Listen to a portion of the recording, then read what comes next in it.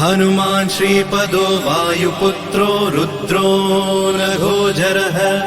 अमृत्यवीरवीरश्च ग्रामवासो जनाश्रयः धनदो निर्गुणः शूरो वीरो निधिपतिर्मुनिः पिङ्गाक्षो वरदो वाग्मी सीता शोकविनाशकः शिवः शर्वः परो व्यक्तो व्यक्ता व्यक्तो धराधरः पिङ्गकेशः पिङ्गरोमा श्रुतिगम्यः सनातनः अनादिर्भगवान् देवो विश्वहेतुर्जनाश्रयः आरोग्यकर्ता विश्वेशो विश्वनाथो हरीश्वरः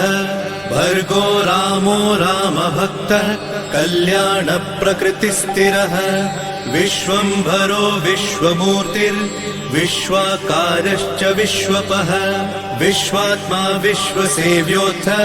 विश्वो विश्वहरो रविः विश्वचेष्टो विश्वगम्यो विश्वध्येयः कलाधरः प्लवङ्गमः कपिश्रेष्ठो ज्येष्ठो विद्यावनेचरः बालो वृद्धो युवा तत्त्वगम्यः सुखो यजः अञ्जनासूनुरव्यग्रो ग्रामशान्तो धराधरः भूर्भुवस्वर्मर्हलोको जनो लोकस्तपो व्ययः सत्यमोकारगम्यश्च प्रणवो व्यापकोमलः शिवो धर्मप्रतिष्ठाता रामेष्ठफल्गुणप्रियः गोष्पदीकृतवाराशि पूर्णकामो धरापतिः रक्षोघ्नपुण्डरीकाक्ष शरणागतवत्सलः जानकी प्राणदाता च रक्षप्राणापहारकः पूर्णसत्त्वपीतवासा दिवाकरसमप्रभः द्रोणहर्ता शक्तिनेता शक्तिराक्षसमारकः रक्षोघ्नो रामदूतश्च शाकिनी जीवहारकः भुभुक्कारः तारातिर्गर्वपर्वतवेदनः हेतुर्मान् प्रांशुबीजं च विश्वभर्ता जगद्गुरुः जगत्त्राता जगन्नाथो जगदीशो जनेश्वरः जगत्पिता हरिश्रीशो गरुडस्मयभञ्जनः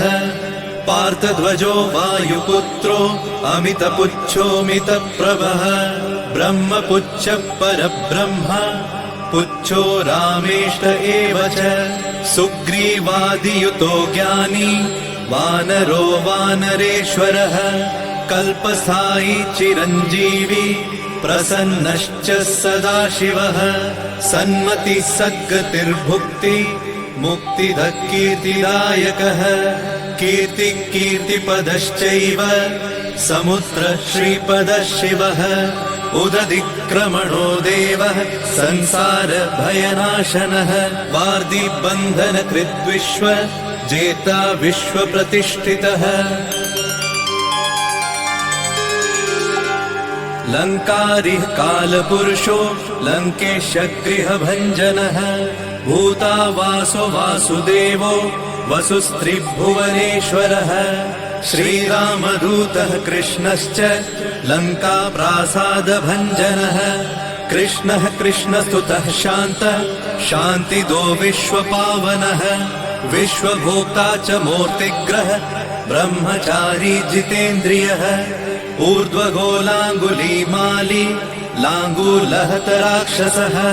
समीरतनुजो वीरो वीरमारो जयप्रदः जगन्मङ्गलदः पुण्यः पुण्यश्रवणकीर्तनः पुण्यकीर्तिः पुण्यगतिः जगत्पावनपावनः देवेशोजितरोधश्च रामभक्तिविधायकः ध्याता ध्येयो नभः साक्षी चेतश्चैतन्यविग्रहः ज्ञानदः प्राणदः प्राणो जगत्प्राणः समीरणः विभीषणप्रियः शूरो पिप्पलाश्रयसिद्धिदः सुहृत्सिद्धाश्रयः कालः कालभक्षकभर्जितः लङ्केशनिधनस्थायी लङ्कादाहक ईश्वरः चन्द्रसूर्याग्निनेत्रश्च कालाग्निः प्रलयान्तकः कपिलः कपिशः पुण्य राशिर्द्वादश राशिगः सर्वाश्रयो प्रमेयात्मा रेवत्यादिनिवारकः लक्ष्मण प्राणदाता च सीता जीवनहेतुकः रामध्येयो ऋषिकेशो विष्णुभक्तो जटिबली देवारिदर्पहा होता कर्ता हर्ता जगत्प्रभुः नगरग्रामपालश्च शुद्धो बुद्धो निरन्तरः निरञ्जनो निर्विकल्पो गुणातीतो भयङ्करः हनुमान्शद्दुराराध्यः तपःसाध्यो मरेश्वरः जानकी घनशोकोत्थ तापहर्ता परात्परः वाङ्मयः सदसद्रुपः कारणं प्रकृतेः परः भाग्यदो निर्मलो नेता पुच्छलङ्का विदाहकः पुच्छबद्धो यातु धानो यातु धानरिपुप्रियः छायापहारि भूतेषु लोकेशः सद्गतिप्रदः प्लवङ्गमेश्वरः क्रोधः क्रोधसंरक्तलोचनः क्रोधहर्ता तापहर्ता भक्ता भयवरप्रदः भक्तानुकम्पि विश्वेश पुरुहूतः पुरन्दरः अग्निर्विभावसुर्भास्वान् यमो निरृतिरेव च वरुणो वायुगतिमान् वायुः कौबिर्ईश्वरः रविश्चन्द्रः कुजः सौम्यो गुरुः काव्यो शनैश्चरः राहुकेतुर्मरुद्धोता धाता हर्ता समीरजः मशकीकृतदेवारिः दैत्यारिर्मधुसूदनः कामः कपिः कामपालः कपिलो विश्वजीवनः भागीरथीपदाम्भोजः सेतुबन्धविशारदः स्वाहा स्वधा हविः कव्यम् हव्यकव्यप्रकाशकः स्वप्रकाशो महावीरो लघुश्चामितविक्रमः प्रडिनोडीन गतिमान् सद्गतिस्पुरुषोत्तमः जगदात्मा जगद्योनिर्जगदन्तो ह्यनन्तकः विपाप्मा निष्कलङ्कश्च महान् महदहङ्कृतिः खं वायुः पृथिवीयप वह्निर्दिक्काल एव च क्षेत्रज्ञः क्षेत्रपालश्च पल्वलीकृतसागरः हिरण्मयः पुराणश्च खेचरो भूचरो मनुः हिरण्यगर्भः सूत्रात्मा राजराजो विशाम्पतिः वेदान्तवेद्योद्गीतश्च वेदाङ्गपारगः प्रतिग्रामस्थितः साध्य स्फूर्तिदाता गुणाकरः नक्षत्रमालिभूतात्मा सुरभिकल्पपादपः चिन्तामणिर्गुणनिधिः प्रजापतिर्नुत्तमः पुण्यश्लोकः पुरारातिर्ज्योतिष्मान् शार्वरीपतिः किलिकिल्यारवत्रस्त भूतप्रेतपिशाचकः ऋणत्रयहरः सूक्ष्मः स्थूलः सर्वगतः पुमान् अपस्मारहरः स्मर्ते श्रुतिर्गाथा स्मृतिर्मनुः स्वर्गद्वारः प्रजाद्वारो मोक्षद्वारं कपीश्वरः नादरूपः परब्रह्म ब्रह्म ब्रह्मा पुरातनः एको नैको जनः शुक्ल स्वयं ज्योतिरनाकुलः ज्योतिर्ज्योतिरनादिश्च सात्विको राजसत्तमः तमोहर्ता निरालम्बो निराकारो गुणाकरः गुणाश्रयो गुणमयो बृहत्कायो बृहद्यशाः बृहद्धनुर्बृहत्पादो बृहन्मूर्धा बृहत्स्वनः बृहत्कर्णो बृहन्न्यासो बृहन्नेत्रो बृहद्गलः बृहद्यत्नो बृहच्चेष्टो बृहत्पुच्छो बृहत्करः बृहद्गतिर्बृहत्सेव्यो बृहल्लोकफलप्रदः बृहच्छक्तिर्बृहद्वाञ्छा फलदो बृहदीश्वरः बृहल्लोकनुतो द्रष्टा विद्यादाता जगद्गुरुः देवाचार्यः सत्यवादी ब्रह्मवादी कलाधरः सप्तपातालगामी च मलयाचलसंश्रयः उत्तराशास्थितः श्रीदो दिव्यौषधवशः खगः शाखामृगः कपीन्द्रश्च पुराणः श्रुतिसञ्चरः चतुरो ब्राह्मणो योगी योगगम्यः परात्परः अनादिनिधनो व्यासो वैकुण्ठः पृथिवीपतिः पराजितो जिताराशिः सदानन्दश्च ईशिता गोपालो गोपतिर्गोप्ता कलिः कालः परात्परः मनोवेगी सदा योगी संसार भयनाशनः तत्त्वदाता च तत्त्वज्ञः तत्त्वं तत्त्वप्रकाशकः शुद्धो बुद्धो नित्ययुक्तो युक्ताकारो जयप्रदः प्रलयोमितमायश्च मायातीतो विमत्सरः मायानिर्जितरक्षश्च मायानिर्मितविश्वपः मायाश्रयश्च निर्लेपो मायानिर्वञ्चकसुखः सुखी सुखप्रदो नागो महेश कृतसंस्तवः महेश्वरः सत्यसन्धः शरभः कलिपावनः रसो रसज्ञसम्मानः तपश्चक्षुर्च भैरवः घ्राणो गन्धस्पर्शनञ्च स्पर्शोऽहङ्कारमानदः नेति नेतिति गम्यश्च वैकुण्ठभजनप्रियः गिरिशो गिरिजाकान्तो दुर्वासः कविरङ्गिराः भृगुर्वसिष्ठश्च वनः तुम्बुरुर्नारदो मलः विश्वक्षेत्रं विश्वबीजं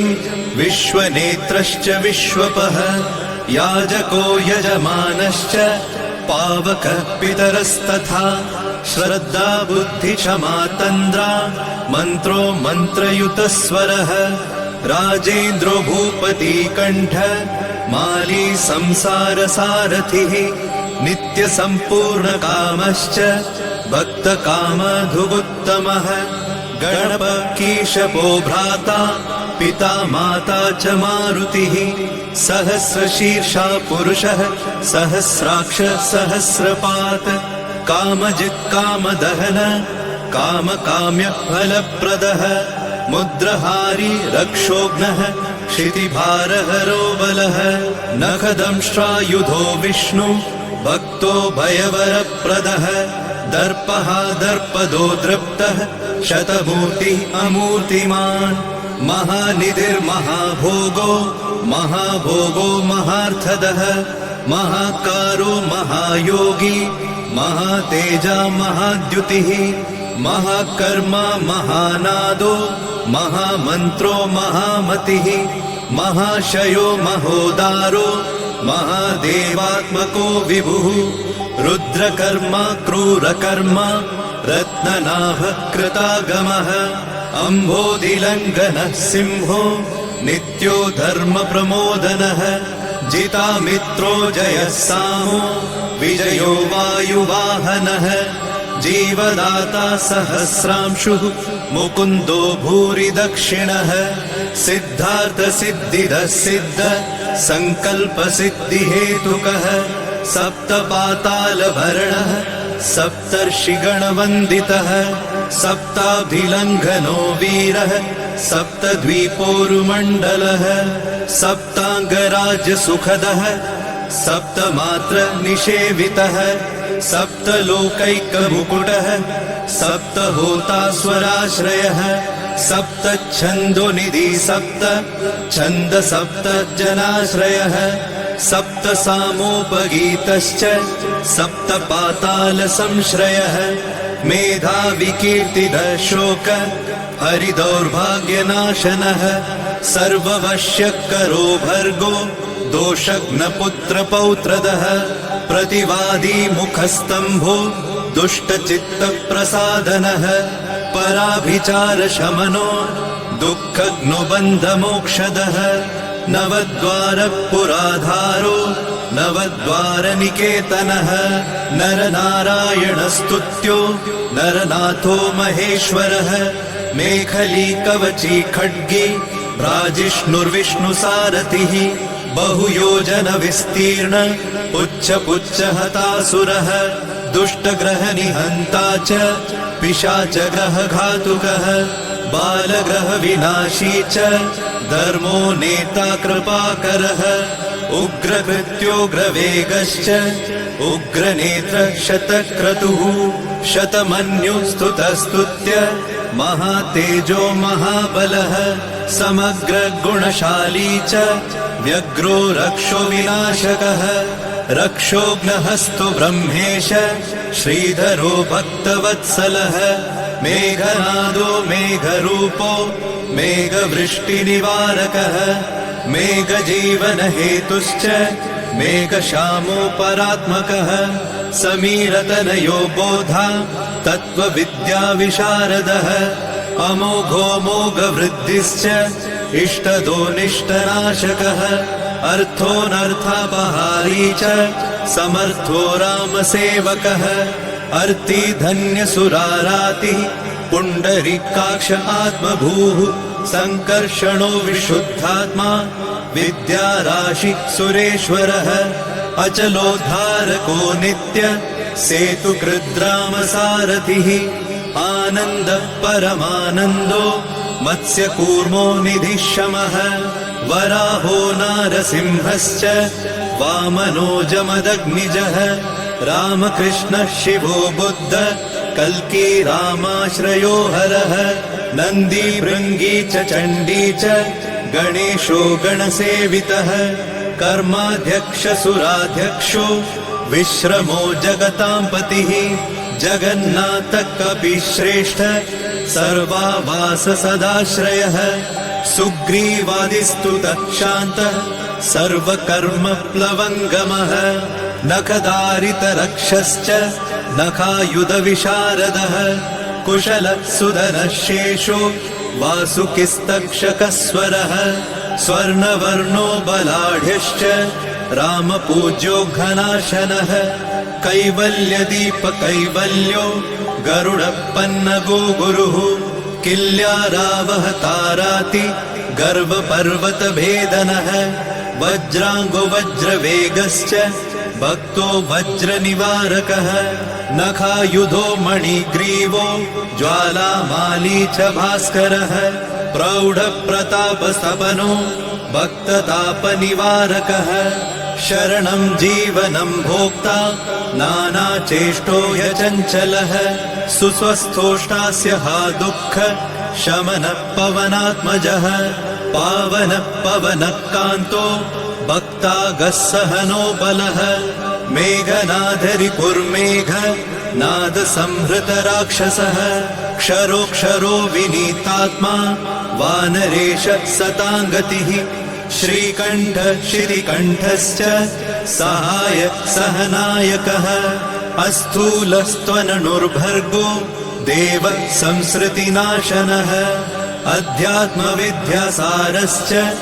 अध्यात्मकुशलः सुधिः अकल्मषः सत्यहेतु सत्यगः सत्यगोचरः सत्यगर्भः सत्यरूपः सत्यसत्यपराक्रमः अञ्जना प्राणलिङ्गश्च वायुवंशोद्भवः सुधिः भद्ररूपो रुद्ररूपः सुरूपश्चित्ररूपधृत् मैनाकवन्दितः सूक्ष्म दर्शनो विजयो जयः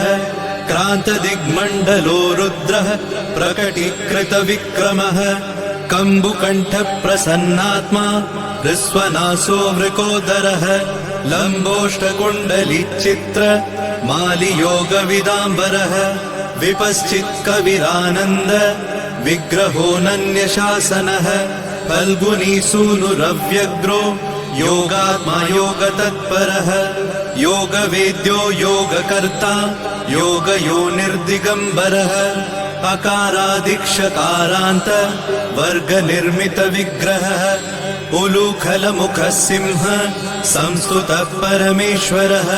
श्लिष्टजङ्घः श्लिष्टजानु श्लिष्टपाणि शिखाधरः सुशर्मामितशर्मा च नारायणपरायणः जिष्णुर्भविष्णुरोचिष्णुर्ग्रसिष्णुस्थाणुरेव च हरिरुद्रानुकृद्वृक्ष कम्पनो भूमिकम्पनः गुणप्रवाहसूत्रात्मा वीतरागस्तुतिप्रियः नागकन्याभयध्वंसी रुक्मवर्णः कपालभृत अनाकुलो भवोपायो न पायो वेदपारगः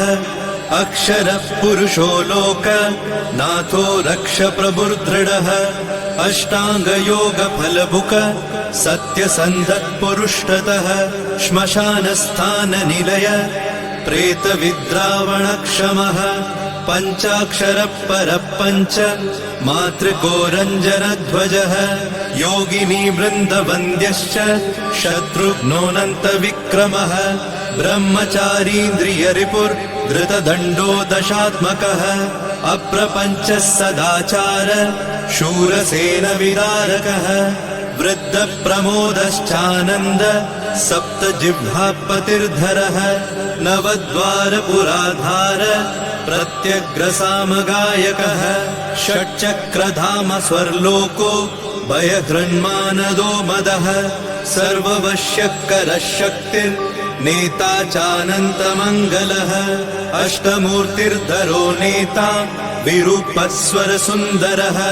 धूमकेतुर्महाकेतु सत्यकेतुर्महारथः नन्दिप्रियः स्वतन्त्रश्च मेखलिः समरप्रियः लोहाङ्ग सर्वविद्धन्वि षट्कलः शर्व ईश्वरः फलभुक्फलहस्तश्च सर्वकर्मफलप्रदः धर्माध्यक्षो धर्मफलो धर्मो धर्मप्रदोऽर्थदः पञ्चविंशतितत्त्वज्ञ स्थारकब्रह्म तत्परः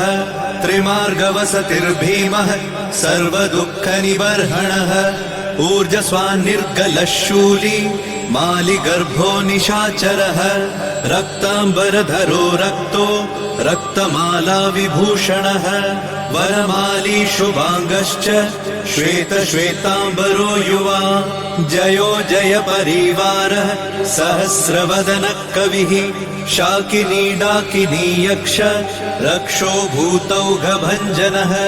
सद्यो जातः कामगतिर्ज्ञानमूर्तिर्यशस्करः शम्भुतेजा सार्वभौमो विष्णुभक्तप्लवङ्गमः चतुर्नवतिमन्त्रज्ञ पौलस्त्यबलदर्पः सर्वलक्ष्मीप्रदः श्रीमान् अङ्गदप्रिय ईडितः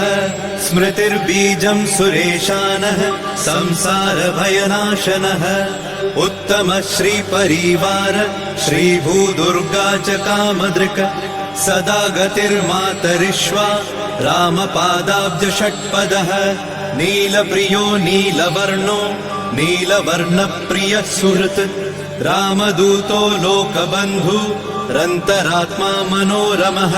श्रीरामध्यानकृद्वीरः सदा किं पुरुषस्तुतः रामकार्यान्तरङ्गश्च शुद्धिर्गतिरनामयः पुण्यश्लोकपरानन्द परेश प्रियसारथिः लोकस्वामी मुक्तिदाता सर्वकारणकारणः महाबलो महावीरः पारावारगतिर्गुरुः समस्तलोकसाक्षी च समस्तसुरवन्दितः सीता समेत श्रीराम पादसेवाधुरन्धरः इति श्री आञ्जनेय सहस्रनाम स्तोत्रम्